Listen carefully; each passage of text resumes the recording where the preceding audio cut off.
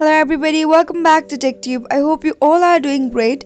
So today I am back with another tutorial video of how you can change language on Pinterest. So to get started, first of all, go ahead and open up your Pinterest application. Now you'll be appear with the homepage of Pinterest, and here on the bottom right corner you can see the little profile icon. Go ahead and tap on it, and here on the top right corner you can see the user setting. Once you tap on it, you'll be appear with the settings of Pinterest. Now go ahead and tap on account management, tap on it. Now in the account section you can see the personal information, tap on it. Now you'll be appear with several options. Among them is the language. Go ahead and tap on it in order to change your language on Pinterest. Now as you can see, it is set to English.